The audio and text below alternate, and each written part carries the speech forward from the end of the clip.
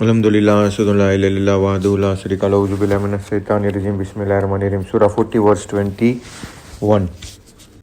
क्या वो धरती पर चले फिरे नहीं कि वह देखते कि क्या परिणाम हुआ उन लोगों का जो उनसे पहले गुजर चुके हैं।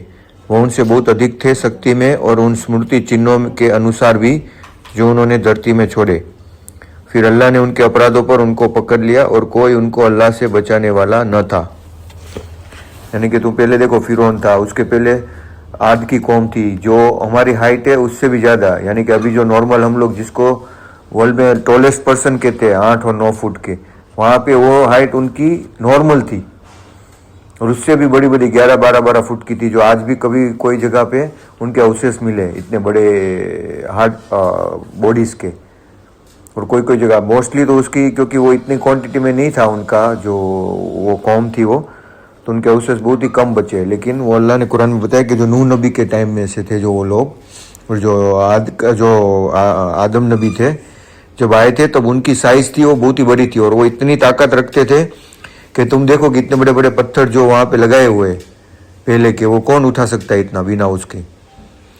तो अल्लाह यही बता रहा है इसमें कि आकिबतुल लजीना कानू मिन कबलहिम, तुम पहले देखो कानू देवेयर हुम असद्दा यानी बहुत ही ताकत वाले, मिनहुम कुव्वता उनको ताकत दी थी, वासारहुम फिल अर्दा और वो जमीन में उनको बहुत ही वो प्रोडक्टिव थे, यानी कि बहुत ही काम करने वाले और ताकतवर थे। और उनकी लाइफ कितनी थी नूह नबी की, तो हमको मालूम है कि 950 साल तो कुरान में लिखा हुआ है कि वो उतने टाइम तक उन्होंने वहाँ पे वो किया। तो तुम सोचो कि अभी हमारी लाइफ स्पान 100 मैक्सिमम, वो भी 60-70 अभी तो हो गई है। तो उस टाइम में वो लानी कि वो अल्लाह बता रहा है कि दे आर मोर प्रोडक्टिव, यानी कि बहुत ही वो लोग ज़मीन में, यानी कि उन्होंने ज़मीन के अंदर बहुत ही अपने स्मारक छोड़ के गए हुए जो आज भी अवेलेबल है। फ़ख़ज़हुमुल्लाहु बिज़ुनूबिहिम, बट उन लोगों को अल्लाह ने क्यों पकड़ा? फ़ख़ज़हुमुल्लाहु, अल्लाह ने पकड़ लिया, पनिश किया उसको, बिज़ुनूबिहिम उनके गुनाह के लिए, बिज़ुनूबिहिम यानी उनके गुनाह के लिए। वमा काना लहुम मिनल्लाहि मिन वाक़, यानी कि अल्लाह के सामने उनको कोई भी चीज़ उसको प्रोटेक्ट नहीं कर पाए। अगर अल्लाह ने जब चाहा उसको ख़त्म करना तो कोई भी चीज़, उसकी ताकत, उसकी मिल्कत या उसका ज़मीन में रुतबा, कुछ भी उसको हेल्प नहीं कर पाया। ज़ालिका बिअन्नहुम 40:22, यहाँ इसलिए हुआ, ये क्यों हुआ कि उनके पास उनके संदेशता स्पष्ट निशानियाँ लेकर आए, लेकिन यानी कि जो भी रसूल आए, मैसेंजर आए, नबी आए, तो उन्होंने उनकी निशानियों को झुठलाया, तो अल्लाह ने उनको क्या किया? पकड़ लिया। निश्चय ही वह शक्तिशाली है और कठोर दंड देने वाला है। ज़ालिका बिअन्नहुम कानत तातीहुम रसूलुहुम बिल बैयनात, बिल बैयनात यानी प्रूफ। कुरान में एक सूरा जो है यही नाम के ऊपर है, बिल बैयनात है, और ये नाम भी पूरा कुरान में 19 के मल्टीपल में आता है, यानी कि इसका बिल बैयनात यानी प्रूफ होता है। तुम कुरान की सूरत देखो, नंबर है 98, सूरा 98 का नाम क्या है? अल बैयना, प्रूफ। तो ये जो वर्स में जो ये वर्ड यूज हुआ है वो अल्लाह ने इसलिए क्या कि रसूल जो थे उनके पास निशानी, ऐसी निशानी थी कि वो समझ में आ जाए कि ये कोई इंसान नहीं कर सकता। अगर मान लो तुम परिंदों को कटका करके उसको जिंदा करो तो वो कोई चीज़ कर सकता है, तो ऐसे ही ईसा नबी को भी ऐसा प्रूफ दिया था। ऐसे हर एक मैसेंजर आते थे, उनको ऐसी निशानियाँ दी थी जो उनको तुरंत समझ में आ जाए समझने वाले को कि अल्लाह की तरफ से है।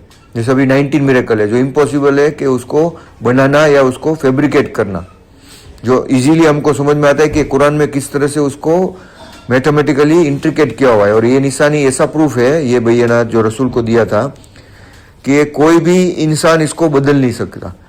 और सबसे बड़ा अल्लाह ने कहा है कि ये सबसे बड़ी, अभी तक जितने भी रसूल आए, जितने भी नबी आए, जितने भी निशानियाँ लाए, उससे भी ये बड़ा मिरेकल है। तो ऐसा कैसा होगा? वो बड़ा मिरेकल होगा। तो ये ऐसा मिरेकल है कि तुम और हम कोई भी इसको बता सकते हैं, इसको कोई भी मैनिफेस्ट कर सकता है। तो पहले कोई ऐसी निशानी नहीं थी कि एक रसूल को दिया तो उसके साथ में जो अच्छे लोग थे वो भी वो मिरेकल को बता सकते थे। जो मूसा के पास था वो किसी और के पास में नहीं था। तो ये 19 मिरेकल ऐसा है कि वो तुम किसी को भी कोई भी अपने हिसाब से देख के उसको टेस्ट कर सकता है। उसके लिए रसूल की भी जरूरत नहीं है। तो इसलिए अल्लाह ने क्या है कि ये one of the greatest miracle 74:30 सूरा में जो इसका डिस्क्रिप्शन है 19 में कलयाती से तासरा, तो ये बाद में अल्लाह कहता है कि this is one of the biggest अल कुबरा, यानी कि बहुत ही बड़ा मिरेकल है।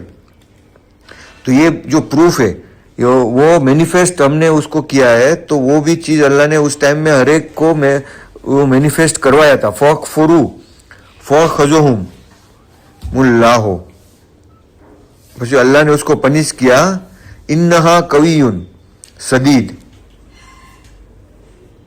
यानी कि अल्लाह जो है बहुत ही ताकतवर और बहुत ही कवि, यानी इज वेरी वेरी पावरफुल, और सदीदुल इकाब यानी कि इकाब यानी रेट्रीब्यूशन, यानी कठोर दंड देने वाला भी अल्लाह का। ये जो अल्लाह बता रहा है इसमें जो अल्लाह ने अपनी इन्नल्लाह फौखजुम फौकरफू यानी कि कंसिक्वेंटली गॉड पनिश देम, तो उसी की वजह से फौकफुरू फौखजुहुमुल्लाह, बाद में अल्लाह ने अपनी यहाँ पे इन्नहु कवियुन सदीदुल इकाब, यानी कि अल्लाह जो है कवियुन यानी कवि यानी कुवत जिसको बोलते हैं ना ताकत, तो अल्लाह को सारी कुवत है और वो बहुत ही सख्त अजाब देने वाला है, कठोर दंड देने वाला है।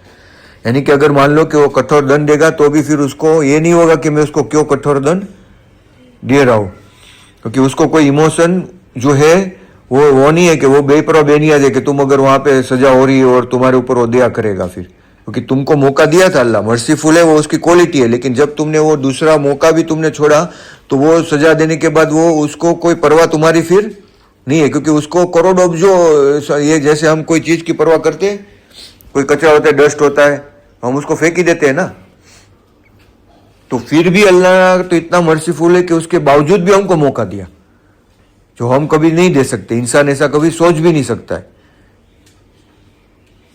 तुम अभी ऐसा कोई बोलो, कोई बहुत ही गंदा इंसान तुम्हारे पास आया हो, बहुत ही खून कर दिया हो उसने, और उसके बाद तो उसको तुम बोलो कि वापस मौका दो, तो तुम दोगे? नहीं दोगे, उसको इंसान नहीं देगा, उसको बोलेगा इसको तो इसकी सजा मिलनी चाहिए।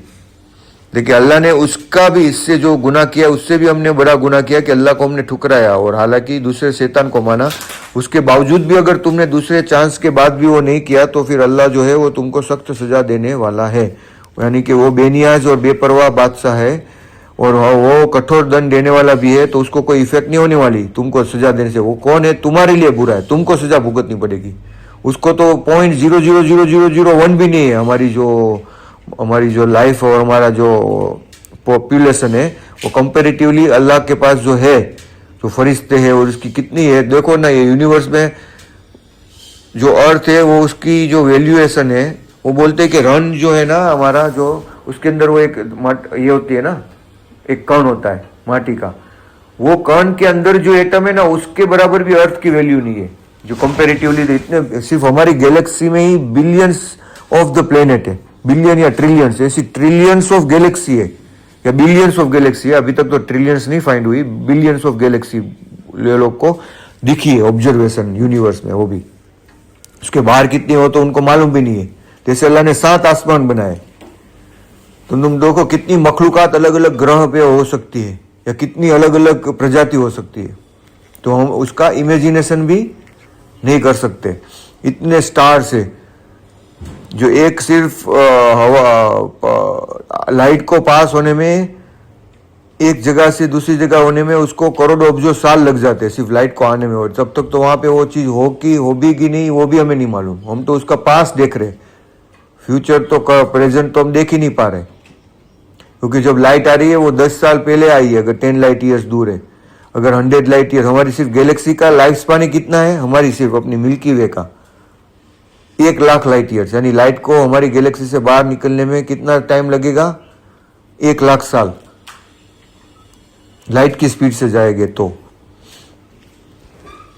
ऐसी तो कोई गैलेक्सी जो है उसकी जो लंबाई वो 1 मिलियन लाइट ईयर्स है, यानी 10 लाख है, किसी के 20 लाख है और 30 लाख है। सिर्फ गैलेक्सी का वो स्पान इतना बड़ा है, यानी हमारी ऐसी गैलेक्सी 15-20 गैलेक्सी, हमारी जैसी गैलेक्सी उसके अंदर आ जाए, यानी यूनिवर्स कितना बड़ा है तुम सोचो। तो अल्लाह के लिए हमारी औकात कुछ भी नहीं है, फिर भी वो हमारे लिए ये कुरान डाला, हमारे लिए मैसेंजर डाला, दूसरा मौका देने के बाद भी, ये दुनिया में आने के बाद भी, हमको समझाने के बाद भी कि वो हम लोग वो आग से बच सके।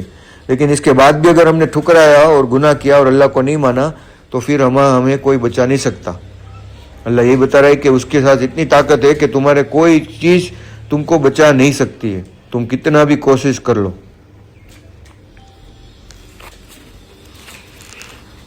देखो इसमें बाद में यही क्या है 40:23 में, वलकद अरसलना मूसा बिआयातिना व सुल्तानुन मुबीन, यानी कि उसको वो मूसा को बेआयातिन आयत भी दी और उसको सुल्तान बनाया, यानी कि उसको अथॉरिटी दी उसको बाद में सारी चीजों को अच्छी तरह से खोल के मुबीन यानी बहुत ही साफ तरीके से उसको, ऐसा नहीं कि कोई पर्टिकुलर चीज में उसको इतनी ताकत दी, प्रोफाउंड दिया, यानी कि वो जो मिरेकल था उनको पर्टिकुलरली मूसा को ही दिया गया था, इतना जबरदस्त कि वो अकेले ही सबको अल्लाह की बात बता सकते थे।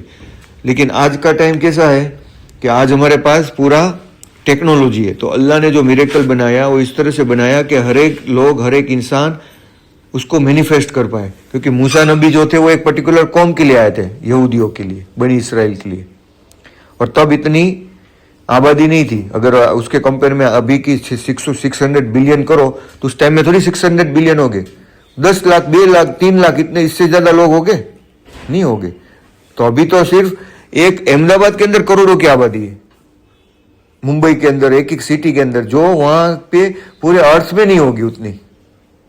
तो अल्लाह ने वो मिरेकल उस टाइम में लोगों को भेजते थे, समझ में भी आता था, ये मिरेकल भेजते थे तो समझ में आता था, नहीं आता था। तो अल्लाह तो बहुत ही विजडम वाला है, उसने तो पूरा यूनिवर्स बनाया, उसको मालूम है कि कौन से चीज कौन से वक्त में भेजना है। अगर ये वक्त में अगर मान लो प्रॉफेट मोहम्मद को कुरान के साथ में कोई और मिरेकल भी दिया होता तो, या रशद खलीफा को कोई और ऐसा मिरेकल दिया होता जो वो बताते, तो लोग उसका बिलीव करते, शायद करते, लेकिन उसी वक्त में उसी टाइम में करते। बाद में बोलते थे कि ये नहीं, ये तो कोई जादू करता, उसने तो कोई ऐसे ही हाथ का ये किया होगा, तो they will not believe it. हालांकि उसका वीडियो भी लेते तो भी बोलते कि ये कुछ सही नहीं है। तो उसका ये, लेकिन ये मैथमेटिकल मिरेकल ऐसा है कि वो है कि नहीं है, आज हम उसको ऑनलाइन वेरीफाई कर सकते हैं, कहीं पे भी सेंड कर सकते हैं। तुम इसको मिरेकल को जिसको चाहो उसको भेज सकते हो, एक जगह से दूसरी जगह। मूसा नबी थे वो ऐसे नहीं भेज सकते थे कि भाई चल मेरा भाई है तू, हाँ, जो दोनों नबी को बनाया था ना, मूसा और उसका भाई हारून, तो उसका हारून को वो नहीं दिया था निशानी अल्लाह ने। तो तुम सोचो कि दूसरे इंसान को वो कैसे बताते वो। तो we send Musa with our sign and profound authority. तो अल्लाह को मालूम है कि अभी इतनी 600 करोड़ की आबादी आने वाली है, तो उसके लिए जो मिरेकल होगा तो वो सबको समझ में आया ऐसा होना चाहिए, किसी के साथ इनजस्टिस नहीं होना चाहिए। और वो मिरेकल अगर उस टाइम में आता तो भी समझ में नहीं आता। उस टाइम में ना तो मोबाइल था, ना इतनी पॉपुलेशन थी, तो उस टाइम में वो मिरेकल की जरूरत नहीं थी। पर वो भी जो तौरात जो असली जो अल्लाह से नाजिल हुई थी मूसा के ऊपर, वो भी मैथमेटिकली तो कंपोज ही थी, लेकिन वो मिरेकल उनमें उनके अंदर वो रिविलेशन नहीं था, क्योंकि वो उनको किसी को समझ में भी नहीं आता था। हालांकि अल्लाह जो भी चीज करता है वो मैथमेटिकली स्ट्रक्चर ही होती है। तो हर एक चीज देखो यूनिवर्स के अंदर वो सारी फिबोनाची पैटर्न के ऊपर ही है ना, वो मैथमेटिकली है ना, डिराइव पत्ते हैं वो भी ये फिबोनाची पैटर्न में ही निकलते। तो अल्लाह की तरफ से कुरान जो है वो भी मैथमेटिकली स्ट्रक्चर में ही है। अभी आज लोग ये डिजाइन करते हैं ना, तो उसमें भी फिबोनाची पैटर्न ही करते हैं, तो उसमें उसकी डिजाइन की इफिशिएंसी सबसे ज्यादा आती है। अगर तुम उसकी पैटर्न से नहीं करोगे तो तुम्हारा जो सक्सेस रेशियो है उसको बोलते हैं इफिशिएंसी।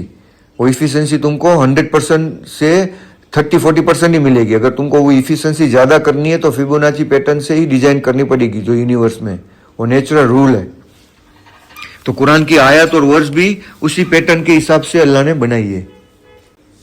तू बिल्लाह अल्हम्दुलिल्लाह वादुल्लाह शरीका ला औज़ु बिल्लाहि मिनश शैतानिर रजीम बिस्मिल्लाहिर रहमानिर रहीम 40:24।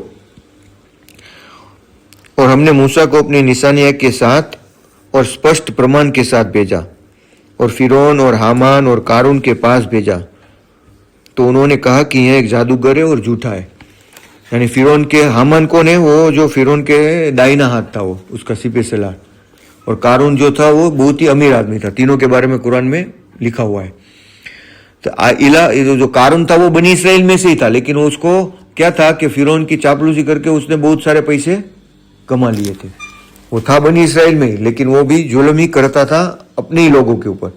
तो ऐसा तो और चीज में होता है, जैसे अंग्रेज आए थे इंडिया में, तो इंडिया के ऊपर जुल्म किया, तो उसके जो सही पुलिस में जो भर्ती होते थे वो इंडियन ही थे, वो भी उसकी चापलूसी कर करके कितने अच्छे लोगों को भी उन्होंने नुकसान किया है।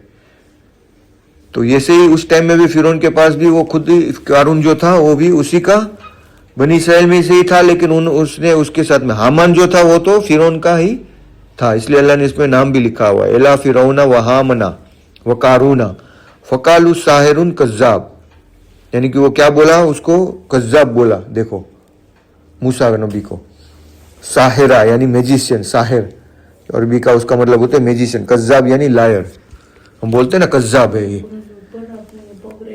तो कज्जाब यानी कि लायर। तो वो फिरौन ने उसको कहा कि वो तो एक मैजिशियन है और झूठा है। क्यों?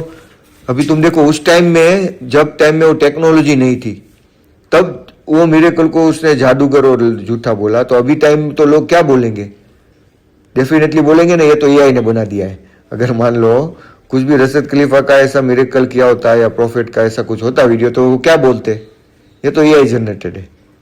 अभी तो ऐसा नया हो चुका है ना कि एआई जनरेटेड बना दिया होगा, या कुछ साइंस में कुछ करके लेविएशन कर दिया होगा, हवा में कुछ तुम चीज उठाओ तो बोलेगा हाँ ये तो कुछ जादूगर भी करते, तो नोबडी बिलीव, उसको कोई अहमियत ही नहीं लेते थे अगर ऐसा कोई मिरेकल अभी के टाइम में देते थे। या कोई लकड़ी में से वो सांप बना देते थे तो कोई बिलीव नहीं करता था। लेकिन उस टाइम में तो वो लोग जादूगर मालूम था, वो जादू करते थे, लेकिन ये जो फैक्ट उसके सामने वो छुपा के करते थे, ये बिना छुपाए उन्होंने किया मूसा नबी ने, कि लकड़ी में से सांप बन गया और सांप दूसरे सारे सांप को खा लिया, तो ऐसा तो कौन कर सकता है? तो वो जादूगर तो जो थे वो तो इंटेलिजेंट थे, वो तुरंत ही उन्होंने कबूल कर लिया कि जो मूसा तेरा रब सच्चा है, मैं हम तुझे मानते हैं। तो फिर उन्होंने कहा कि मैं तो तुम हमारे लिए आए हो, पहले जब ये जादू स्टार्ट करना था उसके पहले वो जादूगर ने तो फिर उनको सामने झुका ना, कि हम तुमसे झुकते और हम ही कामयाब हो गए।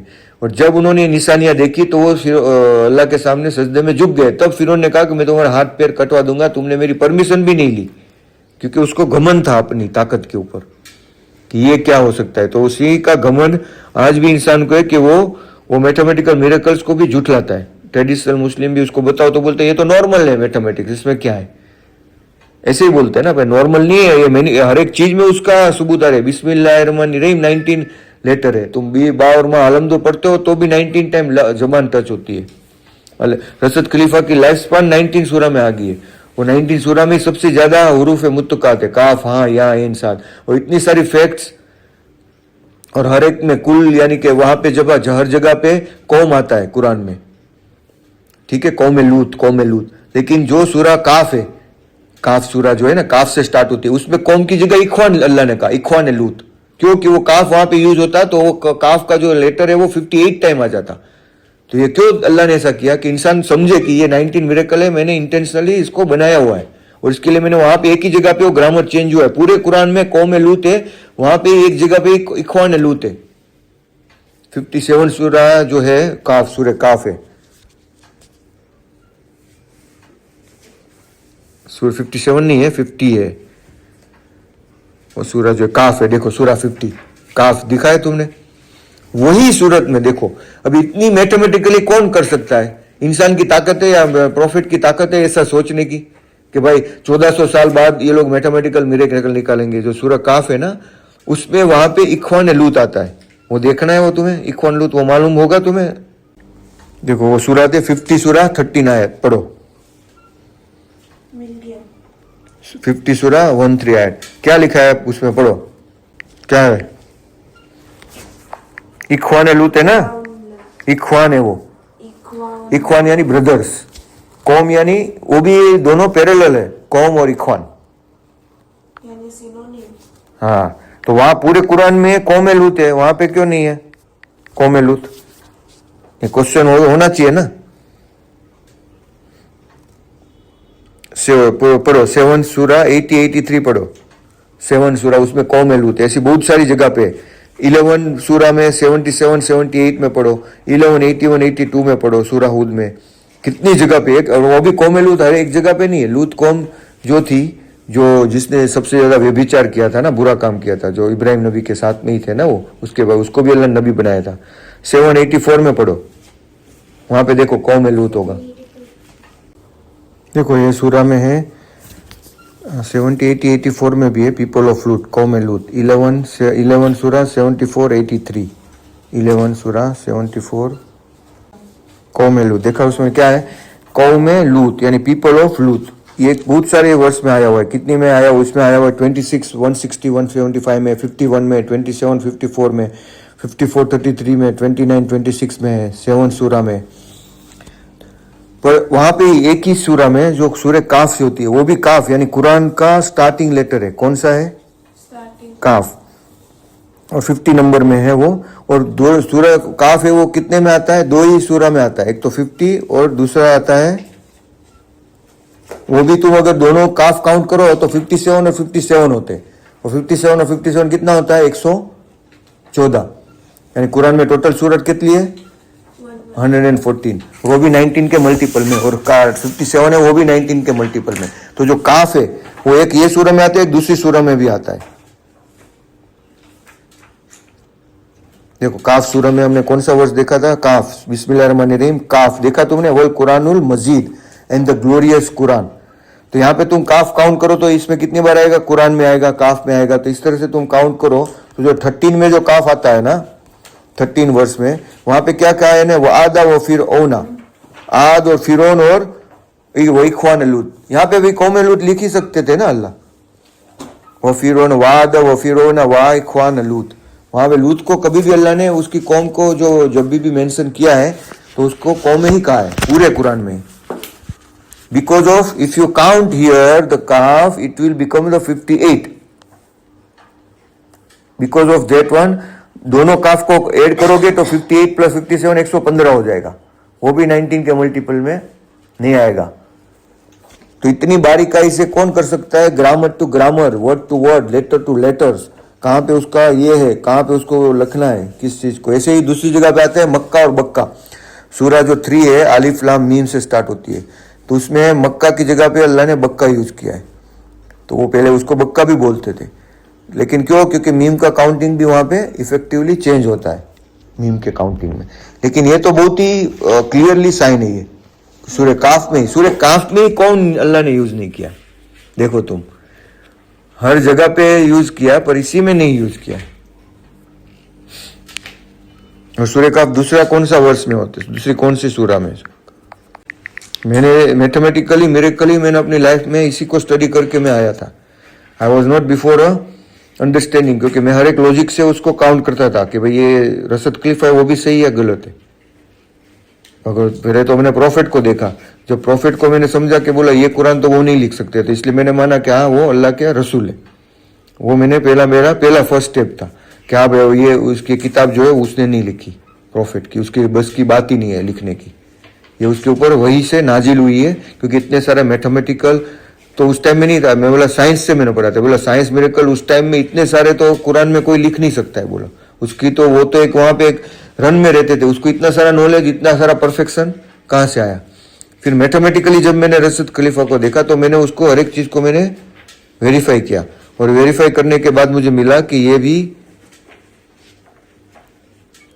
कोई पॉसिबल नहीं है कि ये एक इंसान उसको बता सके। वो जो सूरत है वो कौन सी है? 42 नंबर की सूरत है, जिसमें और काफ आता है। हाँ मीम आ सीन एंड काफ, सूरा 42 देखा तुमने? सूरा 42 का वर्ष देखो तो उसमें पहली वर्ष में हामीम है और दूसरी वर्ष में आ सीन और काफ है। तो ये जो काफ है ना वो 42 सूरा में भी 57 टाइम प्रिसाइसली आता है। और वो भी कितनी बार आता है? आ सीन और काफ, एन है वो, अलिफ नहीं है, एन है जो वो है ना, वो एन है। तो जो वो सूरा में टोटल जो तीनों लेटर है वो भी 209 टाइम्स आते हैं, जो भी 19 into 11 होते हैं। और also the letter Q occurs in सूरा 57 टाइम। तो ओनली अदर सूरा where we see the initial काफ इज सूरा 50 and the letter count in that सूरा ऑल्सो 57 टाइम्स। देखो अल्लाह की वर्ष में देखो। और हामीम जो है वो तो 7 सूरत में आती है, हामीम जो है पहला वर्ष में। तो वो 7 सूरा का तुम मिला हो तो 7 सूरा का वो मिला के भी जो उसका लेटर है वो 2133 आता है, वो भी 19 into 14 7 होता है। 7 सूरा का तुम हाँ और मीम काउंट करो तो इतने सारे लेटर को मैथमेटिकली कंपोज करना which is impossible for any. क्योंकि तुम अगर एक तुम चैप्टर लिख रहे हो, उसके साथ में उसका मैथमेटिकल कंपोजिशन आए तो तुम उसको मैच नहीं कर पाओगे। तुम कोई बुक लिखने बैठो और तुम इससे सोचो कि मैं उसमें 19 का ऐसा मल्टीपल लाऊंगा तो तुम बुक नहीं लिख पाओगे। अगर तुमने मैथमेटिकली कंपोज करने के लिए जाओगे तो स्टोरी नहीं बनेगी, स्टोरी बनने जाओगे तो मैथमेटिकली कंपोज नहीं होगा। तो दोनों चीज को साइमल्टेनियसली इम्पॉसिबल है कि कोई चीज कर सकता है। और तीसरी चीज, तुम उसको स्टोरी भी बना रहे हो, उसमें मैथमेटिकल कंपोजिशन भी ला रहे हो, ग्रामेटिकल भी बेस्ट बना रहे हो, बाद में तुम उसको राग से पोएट्री की तरह भी उसको पढ़ सकते हो, और वर्ल्ड का बेस्ट ग्रामर भी तुम उसमें ला रहे हो, और साथ में तुम उसको साइंटिफिकली भी परफेक्ट कर रहे हो और मैथमेटिकली भी कंपोज कर रहे हो। फिर उसको फ्यूचर जनरेशन यानी कि आज से आने वाली जो आगे की है, हमारे बाद भी जो एडवांस जनरेशन आएगी वो भी इसको समझ पा रही है, और उसके पहले की जनरेशन है वो भी उसको समझ पा रही है। तुम्हारी स्टोरी कैसी होनी चाहिए ये सारा मैं तुमको लॉजिक बता रहा हूँ। तो तुमको ऐसी चीज, ऐसा बुक्स लिखना है जो आज से 1400 साल बाद भी लोग समझ पाए, और उस टाइम में जब तुम बुक निकालो तभी भी लोग समझ पाए। जैसा कोई बुक है अभी तक तुम 100 साल पहले की बुक पढ़ोगे ना तो तुम्हें कुछ समझ में नहीं आएगा उसका, बोला ये क्या बकवास लिखा हो, ऐसा तुम बोलोगे। और 200-300 साल पहले जो बनाओगे ये तो अभी सब हो गया, अभी तो हमारे पास इससे नई टेक्नोलॉजी आ गई, ऐसा तुम सोचोगे। या कोई स्टोरी होगी, बोला ये तो आउटडेटेड है, हिस्ट्री में है। और अभी आज अगर कोई फ्यूचरिस्टिक लिखने जाएगा तो बोलेगा ये तो फ्यूचरिस्टिक है, ये पागल जैसी बात कर रहा है, ऐसा कोई सच्चाई तो कुछ है नहीं। तो वो लोग ऐसा उसको काउंट करेंगे, हाँ भाई तुमने लिखा, वो तो फिक्शनल स्टोरी में लिखेंगे, क्या बोलेंगे उसको, फिक्शनल स्टोरी। लेकिन कुरान में ऐसा है कि तुम अभी पढ़ो तो भी समझ पाओगे, आगे वाली जनरेशन भी समझ पाएगी, और उसका जो ग्रामर है वो भी मैच हो रहा है, मैथमेटिकली भी कंपोज हो रहा है, साइंटिफिकली भी कंपोज कर रहा है। यानी तुम सोचो कि इतना सारा कंपोजिशन कौन लिख सकता है इतना परफेक्शन के साथ। तो वही है जिसने हमको इतना परफेक्ट बनाया है, जो पूरा यूनिवर्स इतना परफेक्टली बनाया है, वही इसकी डिजाइन इतनी परफेक्टली कर सकता है। तो अल्लाह तुमको ऐसा मेरे कर लाएगा कि सब आंखों के सामने, तुम्हारे सामने सब आयत आ जाए, तो फिर टेस्ट का मतलब क्या है, तो तुम्हारा सोचने का मतलब क्या है। तो अल्लाह ने वो सारी चीजें कुरान में मैथमेटिकली ये मिरेकल के साथ में कंपोज करके रखी कि जैसे तुम्हारा कंप्यूटर डिस्कवर होगा, वो भी अल्लाह ने लिखा है कुरान में, कंप्यूटर डिस्कवरी भी। दाबतुल अर्द यानी कि वो माटी, ये है ना सैंड, SiO2 जिसको बोलते हैं, सिलिकॉन ऑक्साइड, वही एक चीज है जो ट्रांजिशन में भी होती है। मट्टी नहीं होती वहां पे, माटी पॉसिबल ही नहीं है। तो अल्लाह ने मट्टी बोलते हैं ना, मट्टी में से निकलेगा। अल्लाह ने क्या बोला, जमीन में से, यानी रेत जो दाबतुल अर्द है ना, वहां से वो प्राणी निकलेगा। मट्टी नहीं की वहां, मिट्टी नहीं की, मिट्टी जिसको बोलते हैं ना अरबी में, वो नहीं यूज किया है। तो तुम देखो कि अल्लाह ने जो लिखने की खासियत है, वहां ऐसा क्यों नहीं कहा कि सोने में से निकलेगा या चांदी में से निकलेगा, अर्द कहा, यानी कि वो जो रेत है, अर्थ की रेत, उसी में से सिलिकॉन ऑक्साइड निकला। और वो मैथमेटिकली 2982 और 8229 उसमें जो उसका वर्ष का तुम रिवर्स करो तो अल्लाह ने कहा कि मैंने हर चीज को काउंट करके रखा हुआ है। ये मालूम है ये कुरान में, ये मिरेकल्स 2782 देखो उसमें क्या कहा, वैजा वाकुल कौला अलैहिम अखरजहुम दाब्बतुम मिनल अर्द, जो ये क्या है नहीं, क्रिएचर, दाब्बतुम, दब्बब, दबब यानी इसका कुरान में मतलब होता है क्रिएचर, एनिमल, मूविंग क्रिएचर। अ क्रिएचर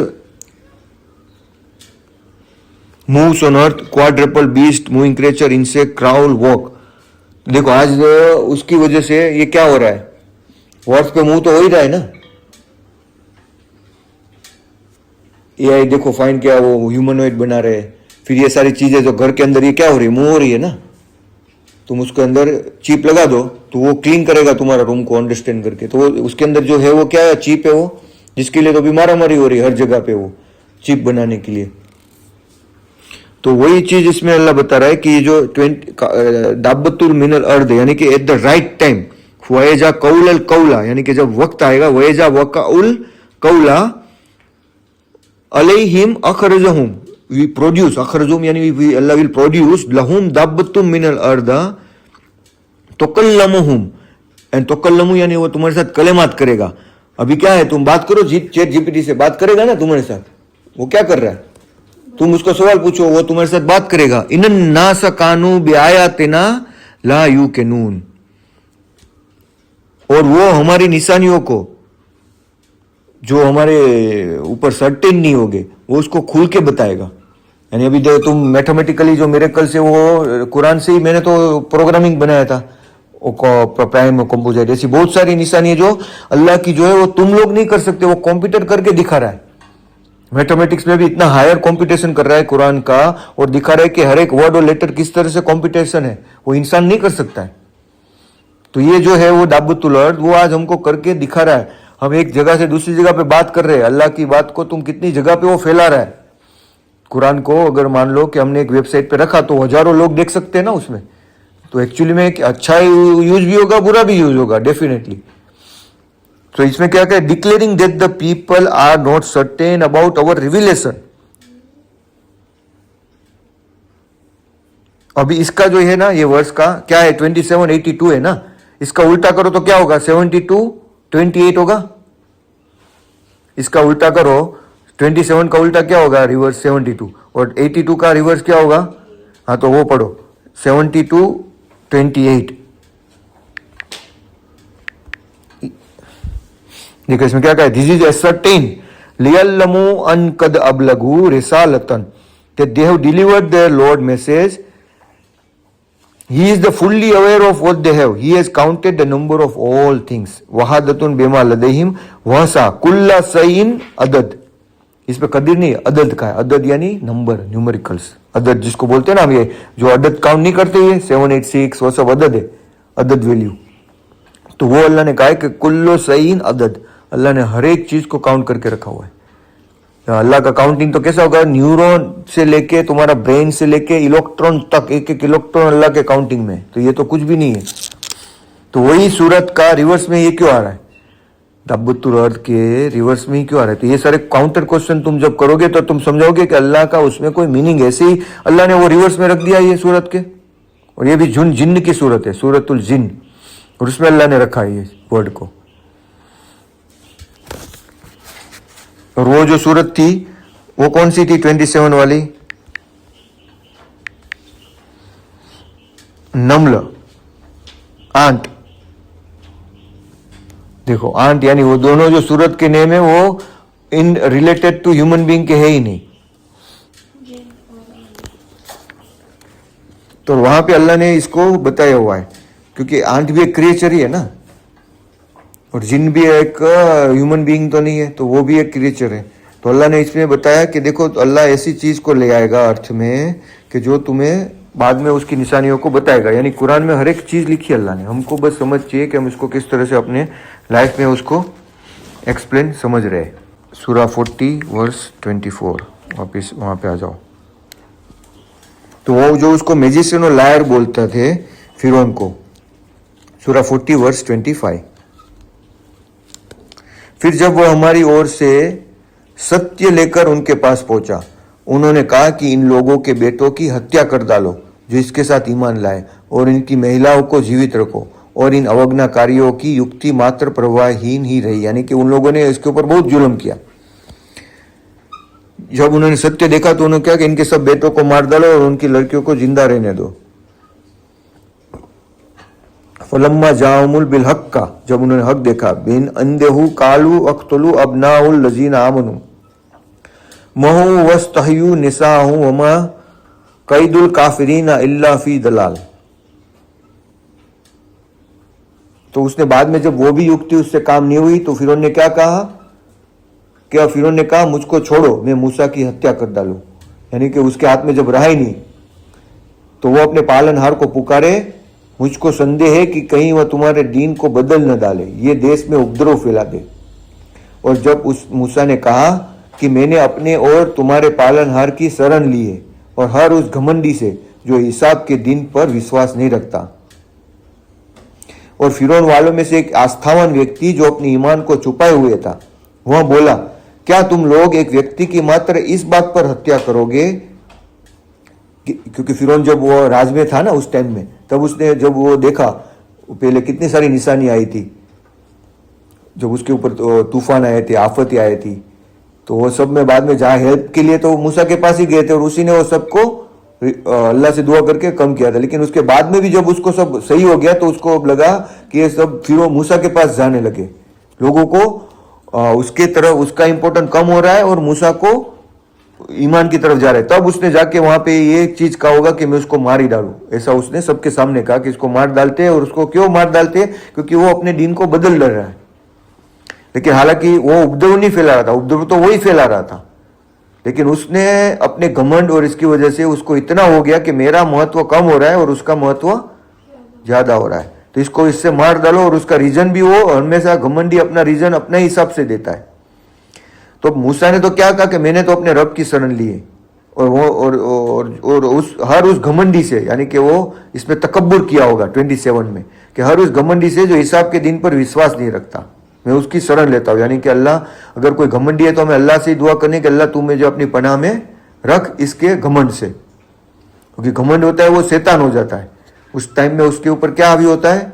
शैतान। तो उस टाइम में हमें अल्लाह से दुआ करनी चाहिए कि ऐसे लोगों से हमें अल्लाह तू ही अपनी पनाह में रख।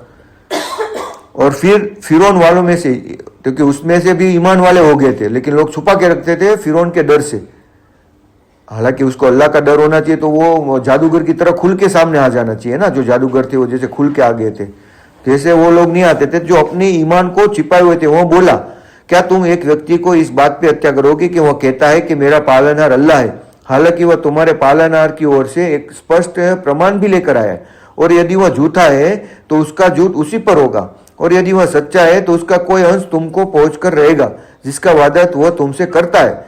निसंदेह अल्लाह ऐसे व्यक्ति का पथ प्रदर्शन नहीं प्रदान करता जो सीमा का उल्लंघन करने वाला और झूठा हो।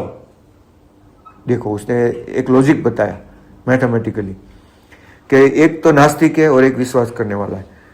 ठीक है, अगर तुम उसको बिलीव नहीं करते तो उसका झूठ किसके ऊपर होगा?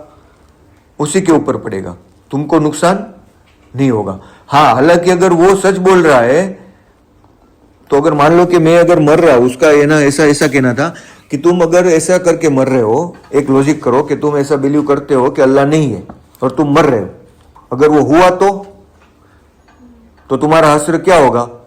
हाँ, अगर अल्लाह है, तुम वो बिलीव करके जा रहे हो, और अल्लाह अगर नहीं होगा तो भी तुम्हारा तो हश्र बुरा होने वाला ही नहीं है।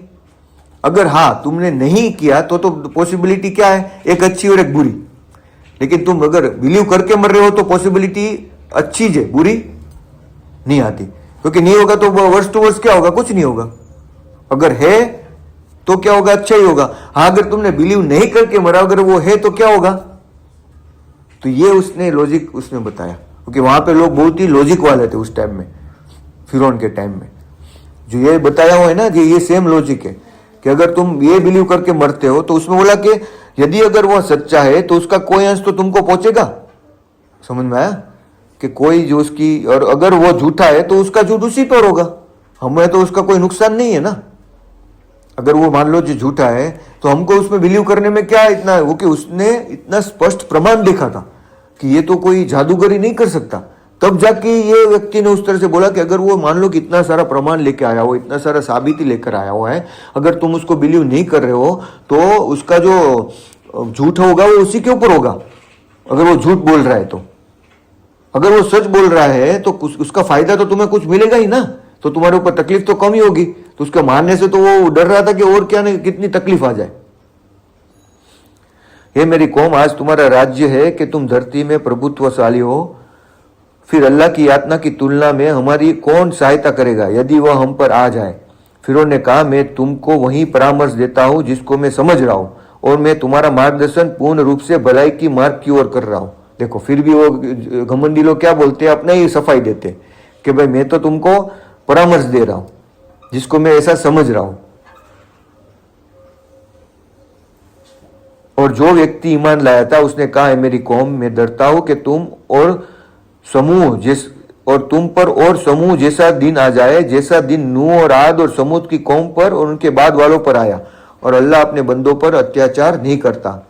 और ये मेरी कौम, मैं डरता हूं कि तुम पर चीख पुकार का दिन आ जाए, जिस दिन तुम पीठ फेर कर भागोगे और तुमको अल्लाह से बचाने वाला कोई ना होगा, और जिसको अल्लाह पथ भ्रष्ट कर दे उसको कोई मार्गदर्शन प्रदान करने वाला नहीं। मुस्सलात।